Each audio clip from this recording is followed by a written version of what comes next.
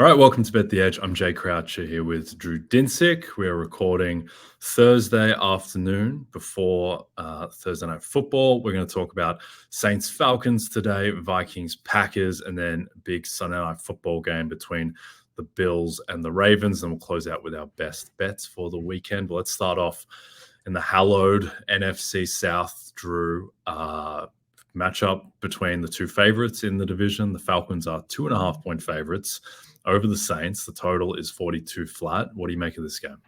Yeah, really fun game. Huge leverage for the NFC South title and a playoff spot effectively, because the Saints win here would put them 2-0 in division and really kind of give them, a pretty strong foothold to take that guaranteed playoff spot. My fares here, considering the injuries, and the injuries are a huge factor here in the handicap. A lot of offensive line question marks here for the Saints and the Falcons. Looks like both centers are going to be missing, and centers in general are a little bit underpriced by market when they, when they turn over. They matter a ton. The continuity between the quarterback and the center, even if you're a veteran quarterback, matters. And in particular with the Falcons, I'm kind of curious how that plays out, because Kirk Cousins, if you haven't been paying attention, has been taking a lot of shotgun snaps so far this year. So, I would kind of key on that, certainly from the injury standpoint. But I look at this as 3 units that I have questions about and 1 unit that I have rated fairly highly and fairly confidently. And the unit that I would kind of point to as the standout here is the Saints defense. I'm expecting Demario Davis and Alontae Taylor to go, for what it's worth. I know neither practiced yesterday, but Davis to me feels like a little bit of a vet precautionary rest, and Taylor was just illness. So I think they're going to be at full strength. And I think what we've seen so far this year is a team that has taken on some, 2 decent offenses the last 2 years. The last 2 weeks with the Cowboys and the Eagles, and has done phenomenally well. Their ability to stop the zone run has been very clear now, going on about 2 seasons. And I think they are set up quite well with how many very skilled coverage players they have to handle a Falcons team that's a little bit lacking when it comes to sort of game-breaking talent at the wide receiver and tight end position, even though they have all those resources expended there. So Saints defense, to me, I think is really set up well to have a pretty solid game here. And when you kind of carry that through to what should be the fair price, I would make the Saints a small favorite. So happy to take the points with the Saints in this one. Happy to take I did make a money line bet on them at plus 117. And while, a lot of people are kind of keying on the loss of McCoy at center for the Saints offense, and the fact that could lead to interior pressure, which has been sort of the undoing of Derek Carr. I'm fine kind of hand waving that just in general, because the Falcons pass rush has been one of the more meager units we've seen across the entire NFL to this point. So Saints just really need to kind of keep it simple to a degree, keep Carr, get the ball out of his hands a little bit quickly, and just in general use some misdirection to try to open up some shots down the field to Shaheed. And Shaheed and Olave, to this point in the season, one of the better wide receiver duos playing. Taysom Hill looks like he's going to be a go, and he's been a fun gadget player to help kind of do some interesting misdirection and confusion. So I think the Saints get a win here, and I think they, if you have a little bit of risk appetite, loss of, a lack of risk appetite here to bet this game with all the uncertainty and the injuries, then, I think the Saints to win the NFC South is still a decent bet as well. What do you think of how the market has kind of violently shifted its rating of the Saints over the past 3 weeks? Do you think those are too extreme, or do you think that is fair, reacting to each game updating as it goes? I think it's fair. Because the huge questions about the Saints coming into the season really were are they going to have a bottom 5 offensive line? And it was mostly about the tackles. And the tackles to this point have answered all questions about their performance with, we can play. And I think people were underrating to a degree what the QBAC fingerprints on this offense were going to mean. And in particular, taking talented skill position players and a veteran quarterback who can absolutely make precision passes, and now giving him something to work with in terms of play action and just in general kind of less of the check down nonsense to Alvin Kamara, which it felt like the only play in the playbook for large portions of the season last year. And so if you want to say, hey, is the upgrade warranted? I would say yes, because the defense turned out, they came into the season underrated. People did not appreciate how talented this secondary was. Yes, because the offensive line has answered a lot of questions, particularly at the tackle position so far. And yes, because Kubiak, who was a little bit of an unknown as the OC, has done a phenomenal job, in my opinion, to this point in the season. Okay. And on the Falcons side, someone who was quite invested in Bijan Robinson's success this season was disappointed to see him average 1.9 yards per carry against the Chiefs and go 16 for 31 on the ground. Do you think that is a long-term concern for the Falcons, the fact that they haven't really gotten Bijan going, and now they lose their center? Caleb McGarry looks like he's going to play, I guess, through an MCL sprain. Do you downgrade the Falcons running game after what you've seen the first few weeks? Boy, I would only say that you have to consider it, if not downgrade it, on the basis of it has been somewhat predictable. And if you're not at least able to surprise defenses, which was kind of the most obvious and apparent on sort of the key fourth down failure of the Falcons at the end of the game against the Chiefs, then yeah, you're in trouble. You're up against NFL defenses. These guys are fast. Like, if there is only one direction that the offense is going, then, it's a little bit easier to break up those plays. And I don't 100% hang this at all on Bijan. It feels scheme problematic related to scheme for the most part here, and in some sense game state as well. The Falcons have had a really tough time getting going and getting into a positive game state. I think where Bijan would flex the most would be if they have, I don't know, a touchdown lead in the second half instead of consistently being behind and forced to pass well over expectation to get back into these games. So I'm nervous. I haven't really touched the rating at all for the run offense for the Falcons. I think they're still quite good, although this is a terrible matchup for them. The Saints have been consistently one of the better teams at defending the zone run. That seems to be sort of the the way that they intend to scheme, without really any kind of mix it up off speed pitches. So I think it could be another week of frustration for the Bijan fan club. But I got to tell you what, man, if you look at their schedule, the greener days are coming. Yes, they are. They're going to be favored in a lot of games. Bijan's a weird one because, to my eye, he looks like the best running back or the most talented running back in football, just in terms of what he can do on the field. But it's 16 games in a row where Bijan hasn't had 100 rushing yards, which I understand the workload was a little haphazard last year, but still a little bit weird because he did have some games with heavy carries, and it just hasn't happened for Bijan yet. I presume that the dam will break at some point, probably against the easier part of the schedule as we get later into the season. All right, find out if the US can continue its dominance at the President's Cup this week when golf's biggest stars face off at the Royal Montreal Golf Club. Watch today through Sunday on NBC, Golf Channel, and Peacock. All right, Vikings at Packers. Packers 2.5-point favorites. Expectation that Jordan Love will play, though as we're recording, that's not 100% confirmed. The total is 43.5. Do you agree with this line, which effectively says that the Packers, even with Love presumably not at 100%, are better on neutral than Minnesota?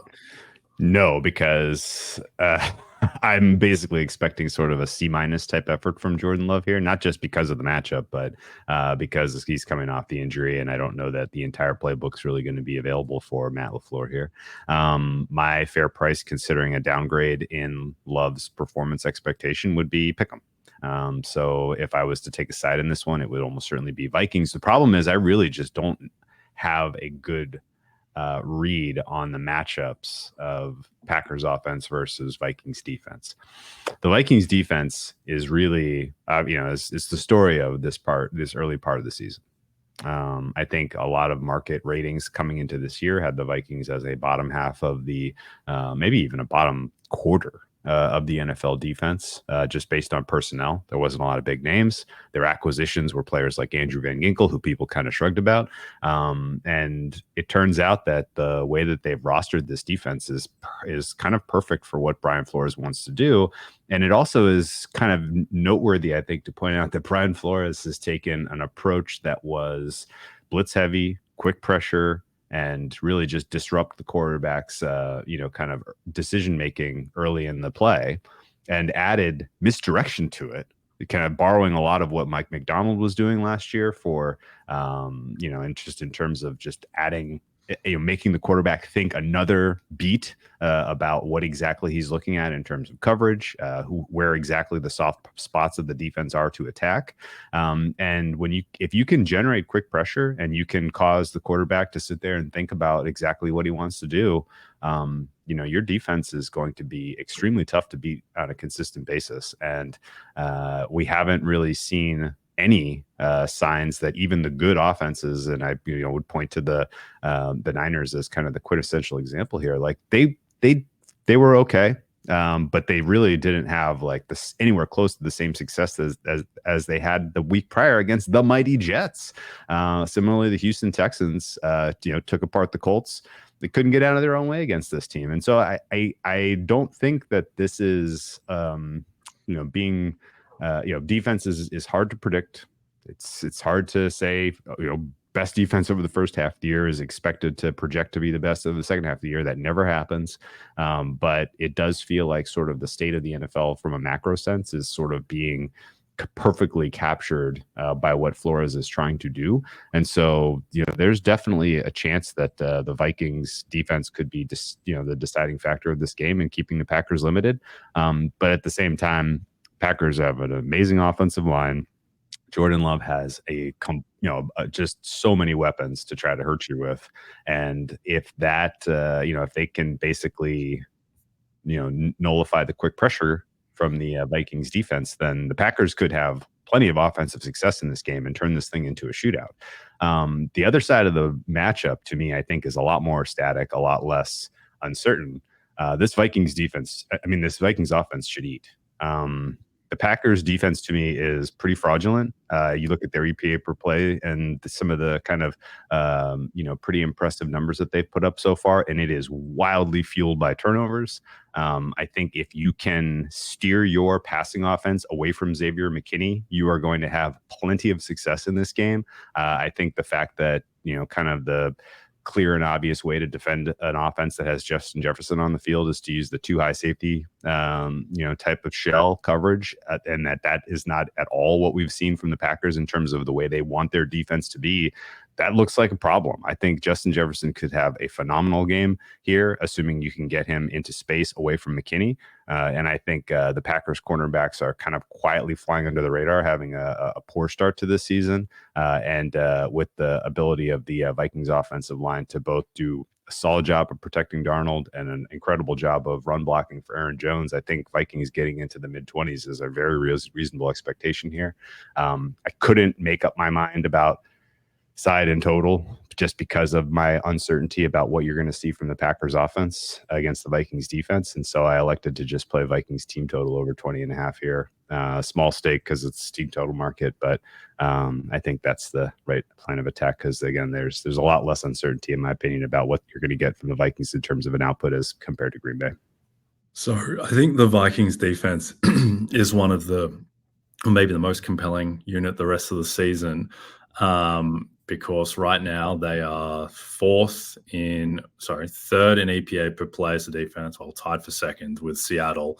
And the dropback success rate, dropback EPA, both fifth. Run defense has been elite by EPA. Success rate, a little bit worse, but I think you can probably run on the Vikings. It's just the teams haven't been in the script too. But you look at the players, and it's not like they're that different from last year, where the book on the Vikings was that it was a little bit smoke and mirrors. So if you had to set top of your head a kind of over under for where this Vikings defense finishes in EPA per play, where would you set it? 7.5. I think if they had, I guess like you said, I think fairly, you can compare them favorably to Seattle just in terms of raw numbers. Well, Seattle has played 3 bad quarterbacks, and the Vikings have taken on CJ Stroud and Brock Purdy. And so I think that just in terms of opponent strength to this point, you have to be a little bit more impressed with what you've seen from Minnesota. And also just the fact that Flores is getting this type of production out of players who are not kind of brand named round one talent. Speaks to something we've always known about Flores, which is his ability to develop is real. Like, he can develop guys who may not necessarily be, pedigree raw talent, but he can get them playing, the quality of football for this system that's just hand in glove perfect. And so I think they, like, if you said, realistically, where do they land? It's probably going to be in the top 5, but I'm going to set it at 7.5 just because they do have a very tough division. They're going to have to play Love twice. They're going to have to play Caleb Williams twice. They're going to have to play, the Brian Johnson and Jared Goff, who might be good twice. And yeah, so it's Ben Johnson. Excuse me. Yeah, it's tough to really kind of expect that they're going to be able to carry this through the full season because, again, defense is unpredictable. But I think the signal we're getting right now so far is true and not very noisy. Yeah, I think right now their output is probably, it's the biggest defense I can remember, the biggest gap, that I can remember off the top of my head between caliber and results of the overall defense and then quality of the cornerbacks on that defense, because they have very little there at the moment. All right, it's a battle of AFC powers in Baltimore when Josh Allen and the Bills head south to face Lamar Jackson and the Ravens. Coverage of the matchup begins on 7 p.m. Eastern on NBC and Peacock. As you all know by now, we've teamed up with BetMGM this season. We'll be using BetMGM lines to make all our picks, and we'll have special offers for our listeners each week. If you haven't signed up to BetMGM yet, use bonus code BETEDGE, and you'll get up to a $1,500 first bet offer on your first wager with BetMGM. Here's how it works. Download the BetMGM app and sign up using bonus code BETEDGE. Deposit at least $10 and place your first wager on any game, and you'll receive up to $1,500 in bonus bets if your first bet loses. Just make sure you use bonus code BETEDGE when you sign up. See BetMGM.com for terms. 21 plus only. U.S. promotional offers not available in New York, Nevada, Ontario, or Puerto Rico. Gambling problem? Call 1-800-GAMBLER. Available in the U.S. Call 877-8-HOPE-NY or text HOPE-NY 467-369 in New York. Call 1-800-NEXT-STEP in Arizona, 1-800-327-5050 in Massachusetts, 1-800-BETS-OFF in Iowa, 1-800-981-0023 in Puerto Rico. First bet offer for new customers only, subject to eligibility requirements. Rewards are non-withdrawable bonus bets that expire in 7 days in partnership with Kansas Crossing Casino and Hotel. Don't forget, if you haven't signed up for BetMGM yet, use bonus code BETEDGE and get your $1,500 first bet offer today. Okay, best game of the week, fittingly, on Sunday Night Football on NBC. Bills, Ravens. Ravens, much to the chagrin of many on the interwebs, are 2.5-point favorites over the vaunted Buffalo Bills. The total is 46.5. There's a lot going on in this game. Do you think the Ravens warrant being 2.5-point favorites over the undefeated Bills? I don't.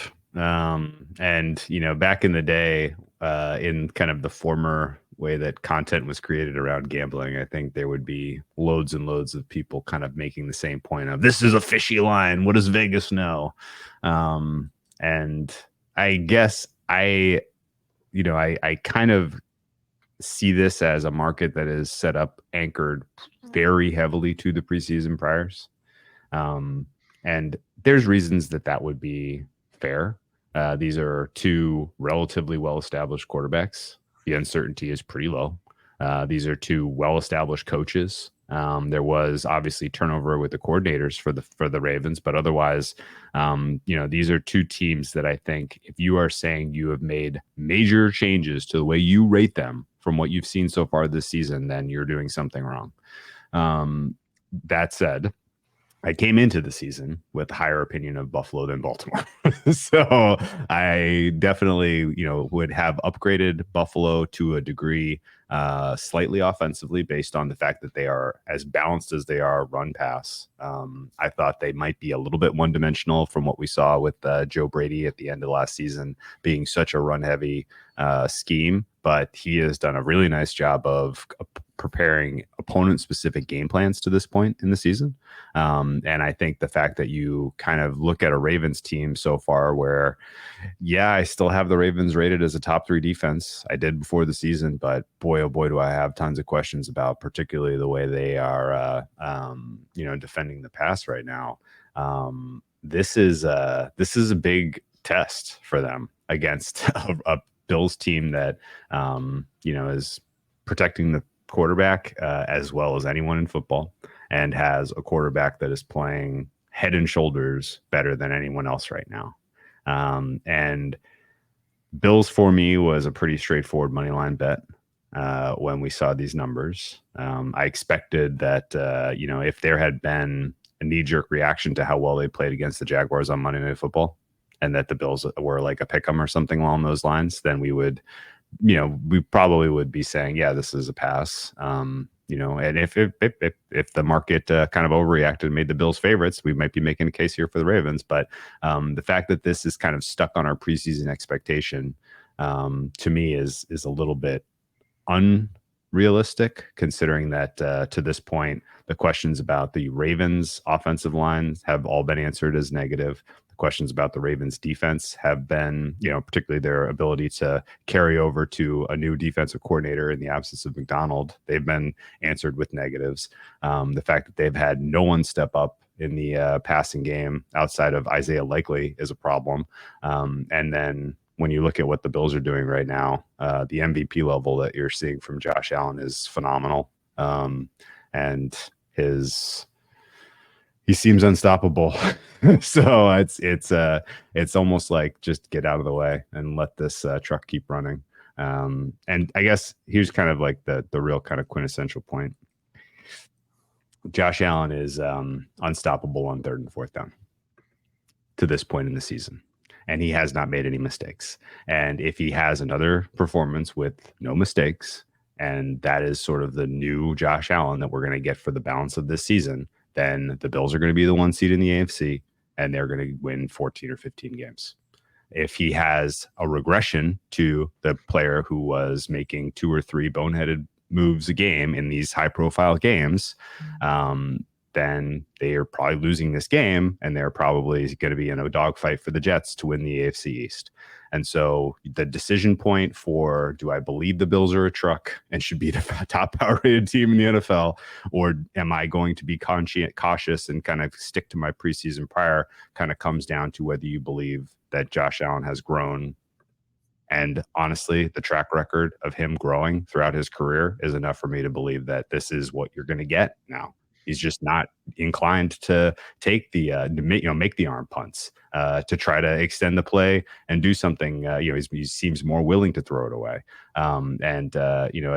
It to me looks like real growth, not something that's going to have an immediate regression against a good team on the road in prime time like the Ravens. If you're counting on the Ravens to win this game and set themselves back up for an AFC North title, then I think you're basically counting on old Josh Allen to show up.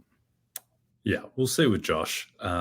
He's been amazing so far. A lot of it has been yak driven, which is surprising for Allen. Look, I think Allen is he's the most likely player to win MVP. I think he's the second best football player on planet Earth. But he has a very difficult schedule. And I suspect that it may gobble him up to some extent, and he will have a bad game at some point, but it's certainly been a very good start. What do you make of the Bills' pass defense? Because that's the most kind of interesting aspect of this game to me, because the Buffalo Bills right now, the number 1 pass defense in the NFL by EPA, they've played Kyler Murray, Tua, and Trevor Lawrence. So it's not like they're beating up on the quarterbacks that the Seahawks have faced, for instance, and the Seahawks are second in that stat.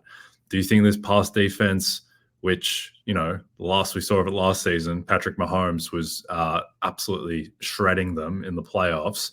Do you think this pass defense with my man, Damar Hamlin, holding it down in the secondary above average PFF grade, by the way, Damar Hamlin, for those scoring at home.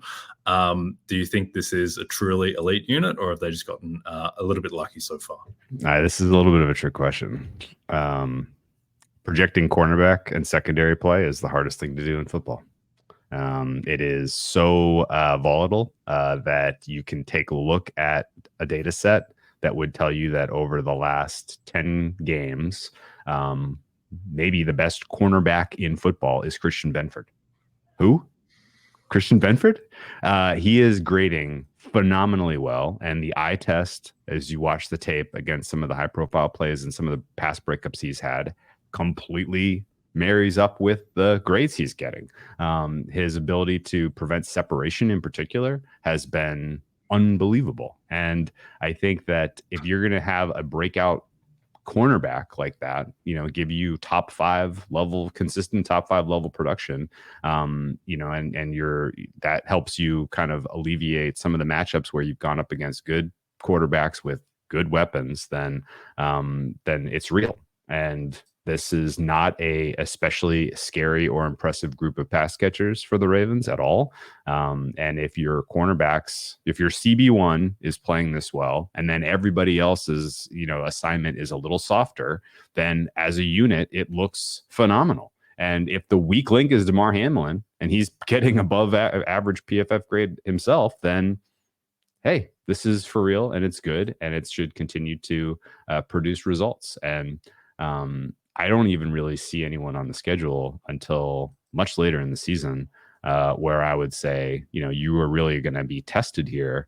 I think it's probably going to come down to maybe week 13 against the Niners before I'm going to be truly scared of the way they match up against, a group of pass catchers. You could make a weak argument for me for the Texans right now, but there's just too much about Bobby Slowick's system that I'm just still need to see him kind of improve on before I'm afraid of what that matchup looks like. But everybody from Benford to Douglas to being able to backfill the absence of Teron Johnson, who was one of the best nickel quarterbacks in football last year, like all of it to me kind of speaks to good coaching, solid preparation, development of players and personnel. And because these guys aren't top 5 picks in the draft, maybe people are looking past them a bit. Yeah. I mean, before that San Francisco game, they do play the following quarterbacks. They play Lamar, obviously, Stroud, Rodgers, my man Geno, who is, for those who haven't realized yet, I think a top 10, top 12 quarterback in football. Patrick Mahomes, and we'll see if Tua is back by week 9. I have no idea how to handicap Tua's potential presence for that game. But yeah, they're a compelling unit and they're flying around the joint at the moment. All right, let's close out with our best bets. I'll start off. I'm taking the Saints plus 2.5 at the Falcons. I don't agree with the idea that the Falcons are a better team than neutral than the Saints. Borderline, slightly better, even borderline. Like the Saints rating has just been far too all over the place so far. They come into the season rated like, I don't know, like 2.5 points worse than your average team. And then they win 2 games. And all of a sudden they're like 3-point favorites home to the Eagles, being rated as like 2.5, 3 points better than your average team. Now they're back to neutral. Like it's just gone a little bit too all over the place. I believe in what they did, or at least elements of what they did in the first 2 weeks, where I just don't think that you score on 15 straight drives without being a really solid offense, even if it was against the Panthers and the Cowboys, who will see what they are. And the defense, to your point, I have a strong amount of confidence in. Worried about the Falcons, their run game not looking as good as I hoped it would be. Their injuries on the offensive line, and also like very minor thing, this doesn't really surface. Raheem Morris has completely butchered the clock at both the ends of the Eagles and Chiefs games. He's the red flag, the ultimate red flag. He's trying to beat Andy Reid to calling a timeout at the end of the Chiefs game, which is just absolutely insane. Like they have no idea how to run the clock, and they are treating the game as though on these final drives that the end ultimate goal is to score on the drive. Like, no, Raheem, that's not it. The end ultimate goal is to win the game, and scoring on the drive is a step towards winning the game. But it's just baffling that they weren't running the ball more in both of those final drives. particularly when they got in very close against the Eagles. They need to burn more clock. But anyway, that's like, unlikely to materialize, but just another little thing that makes me not love the Falcons that much, which is a shame because I'd like to see them do well this year, selfishly. But I'm taking the Saints plus 2.5. I don't believe in Derek Carr, really, but I do believe in Clint Kubiak and that Saints defense. Hopefully Alvin Kamara can go. We'll see. But yeah, give me the Saints. What's your best bet? I like that one. I agree with it. I bet the money line, so we ride. I'm going to take another money line dog here in the NFC South, and I'm going to back the Tampa Bay Buccaneers, Jay.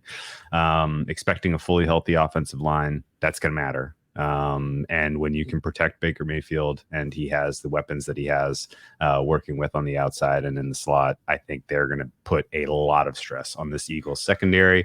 Still have not really seen that the Eagles have solved a lot of their schematic and systematic problems on defense this year. It's, they had one good performance last week because they were able to get a ton of quick pressure on Carr.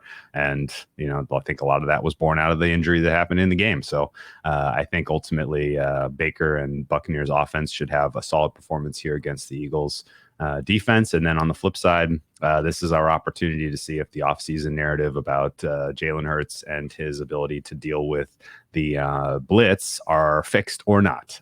The rate at which Todd Bowles' defenses are blitzing is unfreaking believable. And I think in general, if he had a full set of weapons out there like A.J. Brown and Devontae Smith, and if his right tackle, who all, future Hall of Famer likely, and Lane Johnson was available, then maybe we would be having a very different discussion. But he's going to now have to solve the difficult questions he could not answer at the end of the last season without all of the important players around him. And I think that sets up quite poorly for the Eagles offense. So in totality, as expecting again that, that Devontae Smith, I would say is almost certainly not going to play in my opinion. And I would put highly unlikely to play on both A.J. Brown and Lane Johnson. And all three of those players literally give you a positive rating on Jalen Hurts, and in their absence, I think he's going to struggle mightily. So for me, this is a wrong team favored, considering the health and effectiveness of the Eagles offense. Okay. Yeah, not sure what to make of the Eagles yet. Should have a better idea once they get fully healthy, which they are not at the moment. All right, we are done for now. Don't forget to check out NBCsports.com for more information to help you with your wagers. Thanks to those watching on the NBC Sports YouTube channel. And if you're listening to us in podcast form, don't forget to rate and subscribe. Also a reminder to find all your favorite NBC Sports shows on Amazon Music. Just head to amazon.com/NBC Sports. From myself and Drew, good luck this weekend.